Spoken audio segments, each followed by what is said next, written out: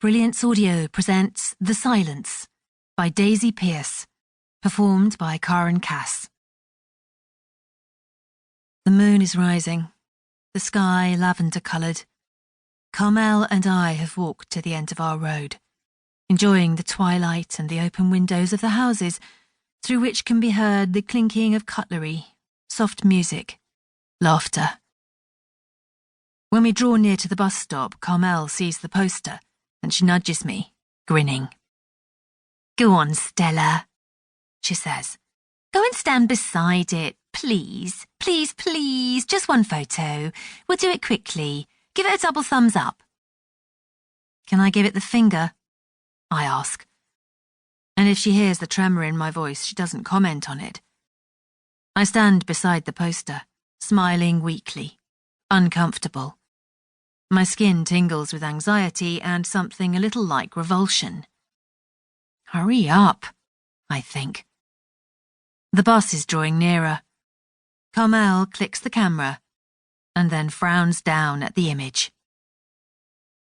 "Huh," she says. "Wasn't as funny as I thought it would be." Later, we are in Soho. I've got a mildly pleasant buzz on from the beer we drank before we left the flat, and the warmth baking from the pavements. We're laughing, Carmel and I don't see it coming, not then. I don't know the bar we're going to, but Carmel does. She tells me she's been there with a previous boyfriend, but, as I tell her, that doesn't narrow it down. Inside it is dark and low-ceilinged. There is the thump and hiss of loud music, the wall dank with condensation. I press my hand against it and leave an almost perfect wet print. I order cocktails from a menu chalked on the wall and struggle through the crowd, where I find Carmel talking to a tall man with a neat haircut, tattoos crawling up his neck. His face is pressed close to her ear, and she is smiling. I hand her a drink and look around. It is busy. The cocktail is exotic, with a dark kick of rum in the back of my throat. Inside, curled up like a milk-fed cat, is the part of me which would much rather be in bed. It's a sour sort of homesickness. I swallow my drink and head back to the bar. Carmel has snaked her arms around the man's waist. They lean into each other, like dancers, like drunks. I smile. I'm happy for her. She deserves her pleasure. At the bar, I order something else, mispronouncing the name. The barman makes me repeat it until I get it right, having to speak louder and louder into his ear. I feel stupid and tiny and too old for all this.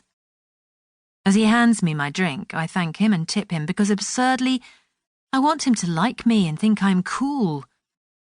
I've always been needy, even as a kid.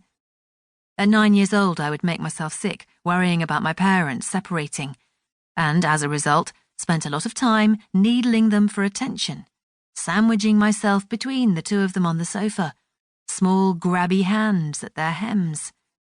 "Where are you going? Don't leave me." There were no child psychologists in those days, and the doctor didn't know what was wrong with me. On bad days, I overheard them talking about me. "I didn't have enough friends," my mother was saying. And my father said, "Well, whose fault is that?" And my mother replied, "I just want the best for her." And my father said, "She should be in school for God's sake," and on and on. What it all came back to was one or both of them saying, "It isn't normal." And that scared me most of all. I wanted to be normal. I wanted to be just like everyone else. I look into my glass, surprised to see it empty. Carmel and the man with the tattoos have found a booth in a darkened corner, sitting in it pressed close together, his hand reaching around her back possessively.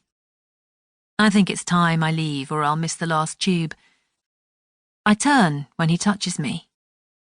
It was enough, that deft sweep of his fingers against my bare arm to make me turn around.